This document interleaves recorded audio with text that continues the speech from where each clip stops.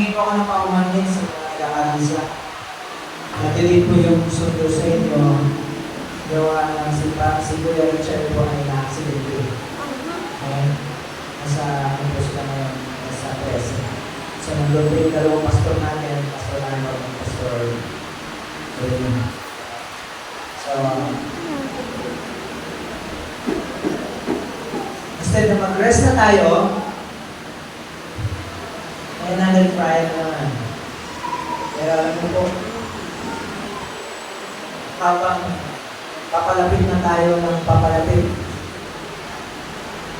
at maangkin ang pangako, nag-aabang naman ang gawa ng tao. Kaya huwag tayo susuko. Amen. Sabi mo katagin mo, magpakatakag ka. Kahit hindi ka man nasundo, pwede mo. Sikapin mo makarating. Para natin ang Panginoon. Okay? So, ang ganda ng ating pag-usapan ngayon. Sabi ni Pastor kanina, pag RIP, nahimik ang lahat. Kaya alam niyo po, minsan napupuno talaga tayo ng kaisipan na nagdadala sa atin sa kapilatan. Kasi kahit yung word ng tatlong litra lang, takot po tayo. Sino takot sa RIP? Na ngayon. Silence mess? Wala eh. Akala ba tayo sa RIP? Hindi. Kung totoo kang anak ng Diyos, kung totoo kang born again, kung totoo ka na pinili ng Diyos na maging pamilya, dapat namumuhay tayo sa RIP.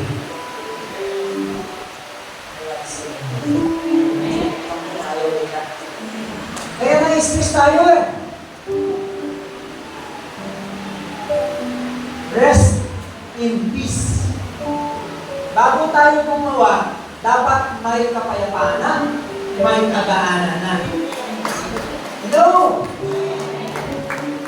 Sa pangpitong araw sa Genesis chapter 2, sa pangpitong araw, tinapos ng Diyos ang kanyang gawain at nagpahinga siya. Sa pitong araw, everybody say amen. Amen. Ito tandaan ninyo, 7th day. Ibig sabihin, rest. At doon lamang hinihinga ng Diyos ang tao. Basahin niyo po, ano po kasunod sa verse chapter 2? Genesis. Verse 7 yata. Verse 7. Sa verse 1, sabi doon,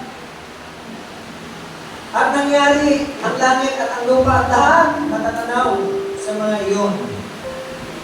At ng ikapitong araw ay nangyari ng Diyos ang kanyang gawain, ang gawang ginawa, at nagpahinga siya ng ikapitong araw sa mga gawa kung ginawa. Yo, anong revelation ng Lord? Nais talaga ng Lord, people or the children of God will function at the rest of God. Nagkagawa tayo, mamumuhay tayo, magtrabaho tayo sa kapahingahan ng Panginoon. Ibig sabihin, natapos na ang lahat ng ginawa ng Lord, doon tayo kikilos. Everybody say amen. Amen. We enjoy the finished work of the Lord. Kaya minsan, gumagawa tayo, pagod na ako, gusto ko nang mamatay. Ito, kahit buhayin ka, dapat inaangkin mo ng rest in peace, rest in peace. Dahil si Jesus ang Kapahingahan. Hello! Si Jesus ang Kapahingahan. Eh, maraming Kristiyano hanggang ngayon, may kabigatan, na-stress. Kasi pag sinabing RIP negative sa kanila, takot sila. Pagkos dapat namumuhay tayo sa kapayapaan ng Diyos. Amen. Kaya pag sinabing RIP, sabi mo,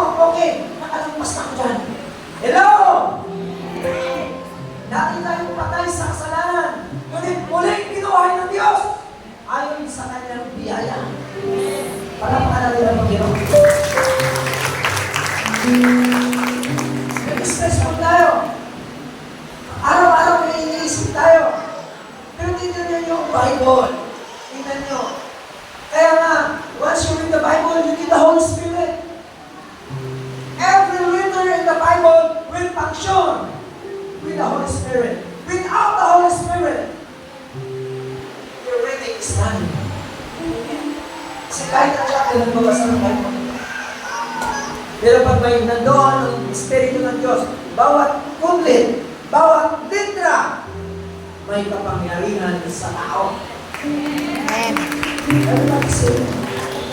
Kaya huwag tayo matakot ng rest of this. Once you are in Christ, you are in eternal rest. Oo.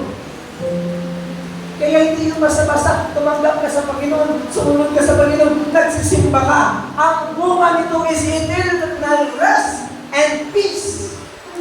Kaya dito pa lang sa lupa, ang kalooban ng Diyos in eternity, mangyari dito sa lupa. Amen. Pero, bakit tayo? Pag-isipan. Na ginawa ng Diyos sa lahat ng bagay bago namulat ang tao. Nakita na niya lahat, tapos na, ginawa ng Panginoon. Kaya sabi nga ng Diyos, go and multiply.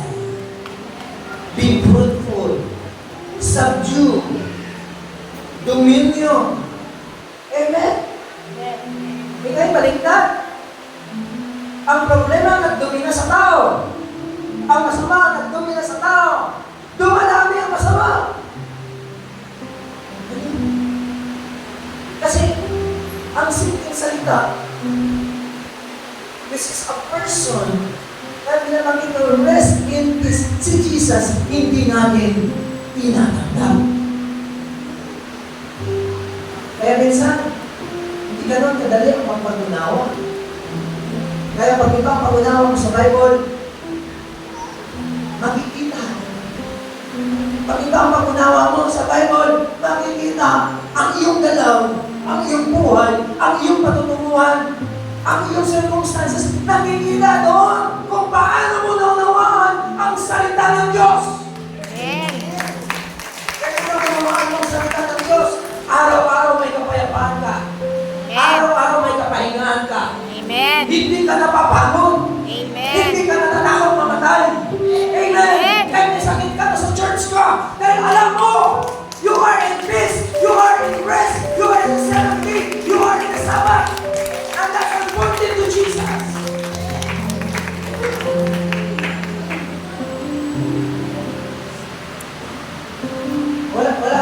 Wala dapat tayong pagkakasali ng panahon. Ang pansin, huwag natin ibaling yung ating pag-iisip sa kawalan. Nandyan na. Ang sabi niya, sa parati ko ito pinapag Deuteronomy 15:4 or 2, no one among you is poor. Hello? Palapakan naman natin ang Panginoon. No one among you are poor. Walang mahihirap sa inyo.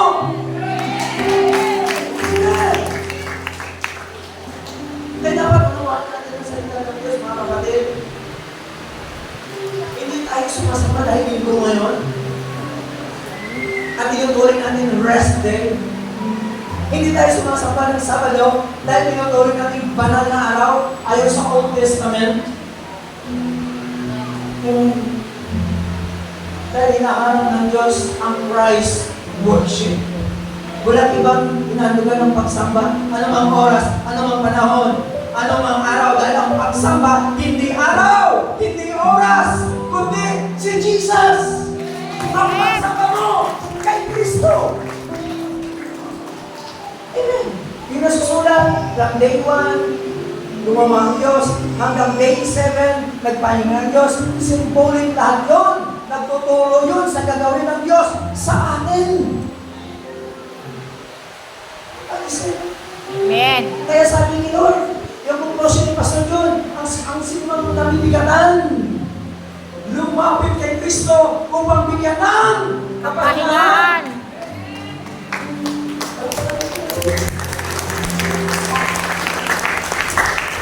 Kapahingahan. Sabbath day, yung tinatawag nilang rest, the Holy Sabbath, at yung seventh day na rest, pero hindi sila nakasumpong ng kapahingahan. Si Moses, nilabas niya ang mga Israelites sa Egypto at dinalaw. Tinawid niya sa dagat. At sabi ng Panginoon, lead my people into the promised land. Pero mo yung himala, napakita pa ng natin ang dalaw. Pero hanggang doon lang sa wilderness, si Moses. Then who take over? Moses, Joshua. And Hebrew word, Joshua means Jesus. Jesus means Joshua. At ang nagpatuloy upang dalhin sila sa promised land, si Joshua. Ang tanong, nakapasok pa sila sa promised land? Nakapasok sila sa promised land? Sa Kanaan? Nakapasok ba sila sa kapahingahan? Hello? Na hanggang ngayon, walang pahinga ang Israel o walang gera. Sabihin nyo, kanino kaya yun? Kanino kaya yung rest in peace na binabanggit? Para kanino kaya yun? Huwag matakot. Sabihin mo sa akin yun. Claim it. Ako natatakot yan namin. Kanino kaya yung rest and rest? Akin yun! Ay ba, akin pero nakatawa ka lang. Lord, wag muna. Hello! Change your mindset. Rest in peace. Rest in Jesus. Rest in the finished work of God. Everybody say amen. Amen. His mercy, His grace. Kaya, alam niyo, mahirap talaga. Pag sa isang naturuan, namulan tayo, na pinapakilala sa atin, pag rest and peace, nandun yan sa libingan. Kaya, maranasan mo lang rest and peace, magpatay ka na. Gusto niyo yan? Dapat buhay pa lang, naranasan ang Rest RIP. in peace! Bakit kung nilang pumalang pa? Amen.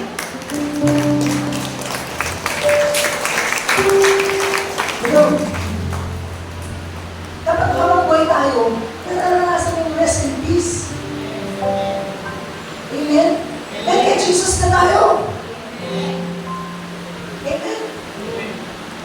Sabi ko nga, 7 days na rest. Sabbath day is rest. But the 7th and Sabbath is a person. Sabi niya sa Matthew, the Lord is the God of Sabbath. Sino tinulungan doon? Si Jesus. Nang panahon ng Sabbath day, lumabas ang mga apostoles, sila Jesus. Diba sabi doon sa Matthew, pumuntas ka sa mais. Mga corn na sabi doon.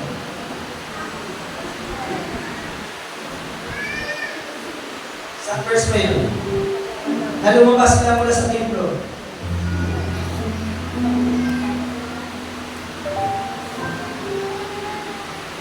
Sa Matthew chapter 12, verse 1, lumabas sila. At kumuha sila ng makain. That during the Sabbath day. Not during the 7th day. That is the rest day. Pero nung ginawa nila, kumain sila. Kasi magandang buhay tayo. Maganda tayong pangangailangan natin. Sa panahon na meron tayong papahingahan. Amen. Amen. Amen. Hindi nyo yata ako nakuha. Ay naging pangalan ang ating pangangailangan kung tayo ay nasa kapayapaan. Amen. Kapahingahan. Amen.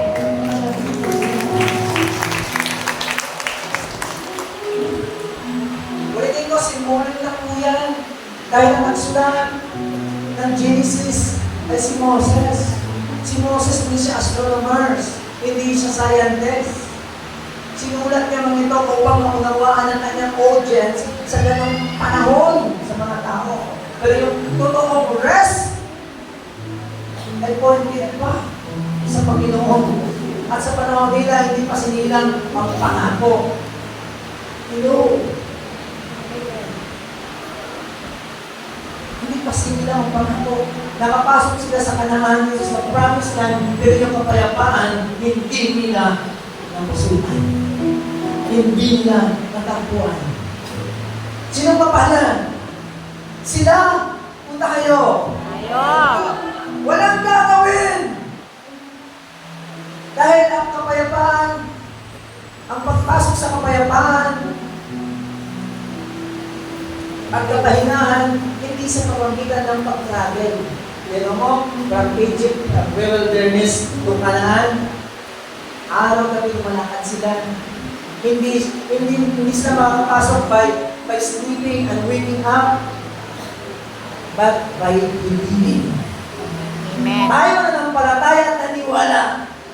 Dahil tayo kay Kristo, maranasan at makakapasok tayo sa kapahingahan at kapayapaan ng ating Panginoon.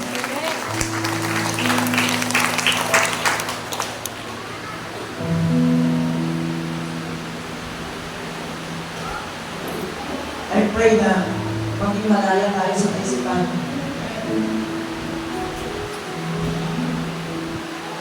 Well, alisin nila yung mga artikulo ng isang reliyon. Kailangan natin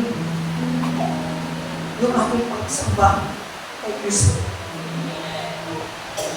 Dahil yun ang hinahanap ng Lord sa panahon ito. These people must be worshipped in spirit and in truth. Ay ang pangalaman natin. Kung ang Diyos ang katotohanan, at sinasabi niya, ako ang katotohanan. Please, tanggapin mo ang katotohanan.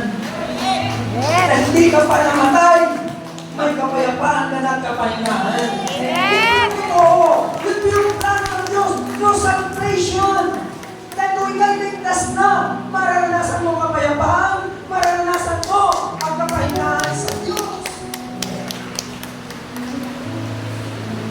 At kung naniwala kay Kristo, naniwala ka sa kanyang salita. At kung tinanggap mo ang salita ng Diyos, dahil makatotohanan, tinuring mo si Kristo na hindi sinungaling. Amen. Hindi mo tinatanggap ang salita ng Diyos. Hindi mo pinapangamuhay. Hindi mo dinideklara sa iyong sarili. Parang sinabi mo lang na si Kristo ay sinungaling.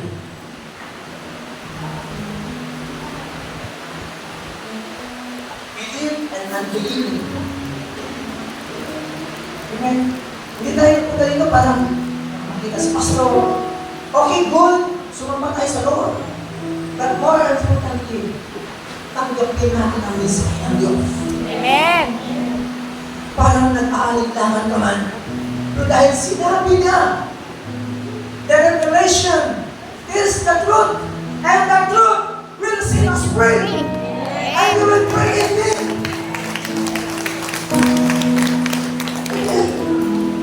Sino dito gusto magpahinga? Amen. Yun. Alisin mo isip mo na pagpahinga ay sa cemetery. Alam niyo ba na magasto ang may patay? Amen. Kapahingahan ba yun? Nasaktan ka na, iniwan ka na, marami pang iniwang utang. Hindi pahinga yun. Ano ba isip? Amen. May mga kapatid tayo dito na bago lang namatay na magulang. Hindi tawag na pahingahan yun. It's the end. Ito yung katapusan. Ito yung kanilang season. Ito yung kanilang itinundang araw. Kung bago man tayo dumating sa araw na tinagda sa atin para lisanin ang mundong ito, dapat maranasan man natin ang kapahingahan, ang kapayapaan ng Diyos, na sarang mabuhay kasama ang Diyos. Masarap mabuhay kasama si Kristo. Amen.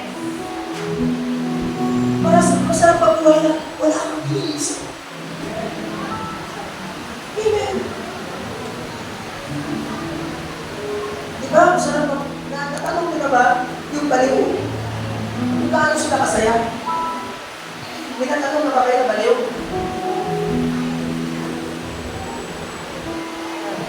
Sino na nakapag-usap ng baliw? Kay Lord. Kay Sino Lord. dito nakaka-experience na nakapag-usap sa baliw? Akala mo hindi matino? Matino yun. Wala silang hinihiling daw. Wala silang problema. Amen. Amen. Ang alam na nila buhay sila. Hindi nga nila alam na makakasakit sila ng kapwa. Yan ang pangit doon. Pero sa atin dahil nasa atin ang Espiritu ng Diyos. Everybody say amen. Amen. Kaya kung sa atin ang Espiritu ng Diyos, ikaw ang tahanan ng Diyos. Hindi sa bumibisita sa'yo. Baka mayroon ka dito na nagsasabi, Lord, visit me again. Ibig sabihin, visitors lang si Jesus sa'yo. Revelation ko yan. Pag ikaw ang tahanan ng Diyos, you are the permanent residence of the Holy Spirit. At hindi siya bibisita. Kung kaya gusto niya, mananatili siya sa'yo. Amen. At yung kapayapaan. Ang kapahingahan. Nakaberti na. Amen? Kasi kung sa araw na to, sabihin nyo, stress. Alis. Umayos ka na. Stress, maganda ako ngayon. Wala nang salita. Stress, maganda ako ngayon. O, stress, umanda ka. Dahil palalayasin na kita. Amen. Ayaw mo kaya. Ayaw na kaya palayasin yung mister mo. Yung anak mo. Yung asawa mo. Kaya. Ako, yung kaya palayasin. Lalo na kumakain yan sa loob ng bahay ko. Hindi pala. Iba palang stress yun. Manit, wala namang ibang sagot dito. Ang salita ng Diyos. Wala pa ka lang naman. The more you feed with the words of God, the more you become healthy. Amen. Yung healthy na tao, hindi gumagana sa kanya ang stress. Amen. Hindi gumagana sa kanyang sakit. Dahil ang simula at dulo ng sakit ay nagsisimula sa mga kaisip. Amen. Kaya ako sa iyo, isipin mo lang si Kristo. Amen. Fix your eyes to Jesus. Fix your thought or your thinking to Him, which is the finishers and the author of our faith. Everybody say amen. Amen. Gusto niyo maging masaya? Kagaya mo? O kagaya ng ilan-ilan? Kapag nakasalubong ay nakangiti na? Or sawa na kayo sa sitwasyon? Bakit hindi? Hindi tayo lumapit sa palagang ng totoo.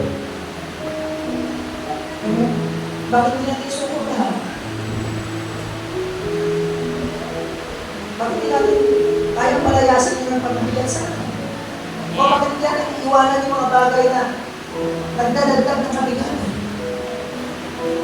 Sabi ng Lord, change your mindset. Because the kingdom of God is at hand. Baguhin mo na yung pag-iisip, kapatid. Yan ang pag-aari ng Diyos ay narito na. Amen. Reality is here. Reality is here. Kung nasaan ka, masama ng Diyos sa Diyos, nandoon ang totoong buhay. Dahil ang pagsamba ay buhay natin. Para natin ang Panginoon.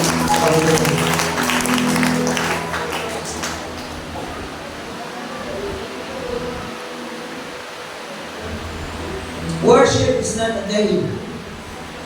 It's a person, Jesus. When you are in Him, you are in eternal Sabbath. When you are in Christ, you are eternal Sabbath of God, the eternal rest.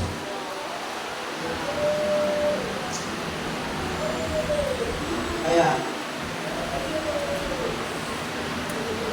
alam nyo, marami sa atin, nakakalit lang hanggang ngayon. Pag may mga nakakita ng mga kababalaghan, sa nagka-cross, Yun. punta sa cemetery, Lord, alisin na natin sa ano, Lord, may naramdaman siyang takot. Pagdating sa simbahan, Lord, nararamdaman ka rin matakot. Yung may nabisgrasya sa mga, Lord, sisigaw pa ng Jesus niya. Pero marami Kristiyano ang hindi nakatuntun sa paggamit sa totoong pangalan ng ating Panginoon. Amen. Binibika natin na walang kabuluhan.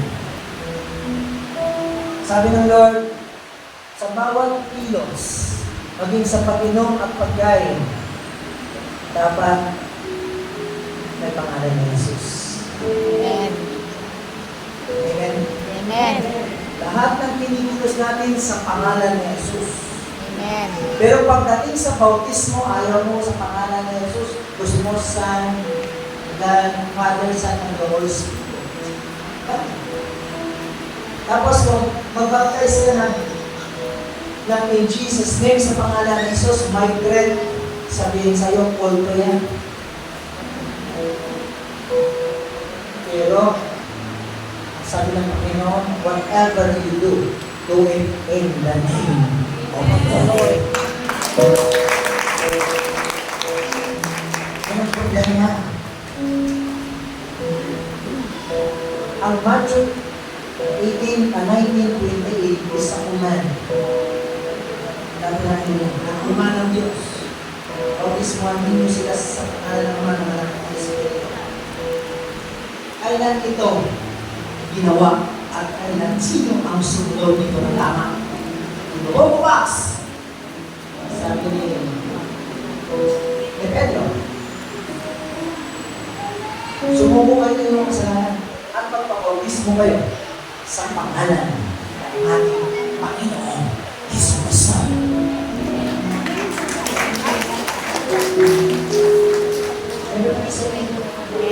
Ano mang gagawin kahit mag-asawa, matulog kayo ang dalawa, dapat nandoon ang ating Panginoon. Everybody say amen. Magbibilang ka ng budget mo para sa iyong isang linggo, dapat nandoon si Lord. Amen. Nagbibilang ka ng iyong sahod, dapat nandoon si Lord. Bago ka mag-video sa ATM, Lord, lead me. Baka mag-isip ako, paano makita ko 50% pagpasok ko sa Islam.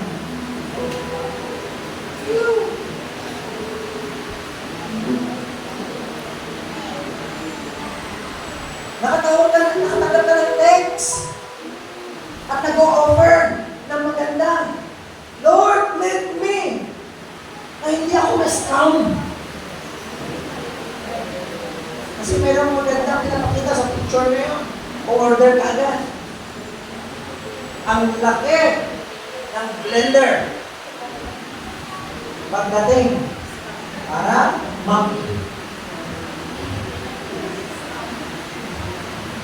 diba? Marami na lumpo. At marami din nagpapaloko. Sana, nakuha natin ang mensahe ni Lord. Trust and believing. Trust and believing. Gusto natin maranasan ng kapayapaan at kapahinaan. Hindi sa paraan ng mayroon tayong araw na sinusunod. May oras tayong sinusunod. Hindi ito dahil mag-travel ka ng malayo. magsakripisyo ka. What you have to do is to believe the finished work of Jesus Christ. Everybody say amen. Amen. Yan, ang gusto ng Panginoon. People of God will function into the rest of life. Gusto niyo ba yun? Gagalaw ka mo, bago kang gagalaw, mauuna mo na ang Panginoon. Kaya minsan nagkaroon ng failure. Minsan nabibigatan tayo. Minsan susuko na tayo, Lord. Parang hindi man naganap yung may gusto pa naman ako dapat magandang magpakita. Gusto ko yung bunga. Pero kung hindi na rin, pero Lord, nandito na. Gumagawa, sumusunod ng